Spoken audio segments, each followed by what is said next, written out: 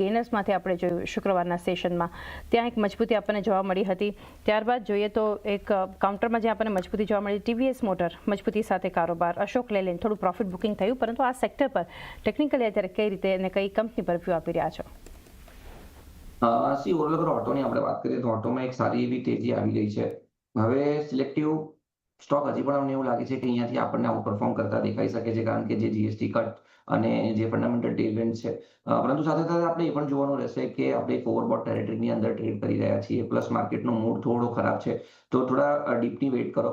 Nifty auto ઇન્ડેક્સની અગર હું વાત કરી લઉં તો ઓવરબોટ ઝોનમાંથી હવે ન્યુટ્રલાઇઝ ઝોનમાં આવી રહ્યું છે. નેગેટિવ ડાયવર્જન્સ આપણને દેખાઈ રહ્યા છે, તો અહીંયા એક સ્ટ્રોંગ સપોર્ટ 26,300નો છે. અત્યારે 26,800ની આજુબાજુ ટ્રેડ કરે છે. જો 26,300નું લેવલ બ્રેક થશે ઓટોમાં, તો પછી એક પ્રોફિટ બુકિંગ અહીંયા આવી શકે છે, જેમાં 24,800 24,500 સુધીના લેવલ્સ પણ જોઈ શકાય છે. સો મારા ખ્યાલથી થોડું વેઇટ એન્ડ વોચ કરવું જોઈએ. હવે પર્ટિક્યુલરલી અગર આઈશર મોટરની વાત કરીએ તો ટીવીએસ મોટરની વાત કરીએ તો Eicher motor looks good out of both of them.